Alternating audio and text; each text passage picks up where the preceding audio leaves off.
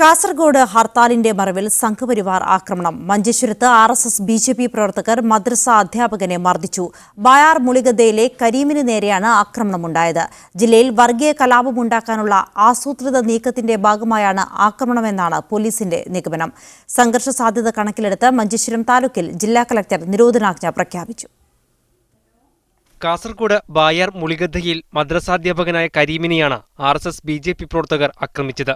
തലയ്ക്ക് ഗുരുതരമായി പരിക്കേറ്റ അധ്യാപകനെ മംഗളൂരുവിലെ സ്വകാര്യ ആശുപത്രിയിൽ പ്രവേശിപ്പിച്ചു. ബൈക്കിൽ വരികയായിരുന്ന കരീമിനെ തടഞ്ഞു നിർത്തി മാരകായുധങ്ങളുമായി ആക്രമിക്കുകയായിരുന്നു. കാസർഗോഡ് ഹർത്താലിന്റെ മറവിൽ കലാപമുണ്ടാക്കാനുള്ള നീക്കത്തിന്റെ ഭാഗമാണ് മദ്രസാധ്യാപകന് നേരെയുള്ള ആക്രമണമെന്നാണ് പോലീസിന്റെ നിഗമനം. കാസർഗോഡ് പഴയ ബസ് സ്റ്റാൻഡ് പരിസരത്ത് തുറന്നുവെച്ച വ്യാപാര സ്ഥാപനങ്ങൾക്ക് മുൻപിൽ തടിച്ചുകൂടിയിരുന്ന യുവാക്കളെ ലക്ഷ്യം വെച്ചായിരുന്നു ഹർത്താൽ അനുകൂലികളുടെ പ്രകടനം.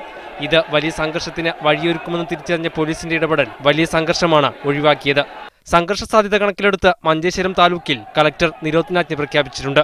താലൂക്കിലെ വിദ്യാഭ്യാസ സ്ഥാപനങ്ങൾക്കും അവധി നൽകി. മീഡിയ 1 കാസർഗോഡ്.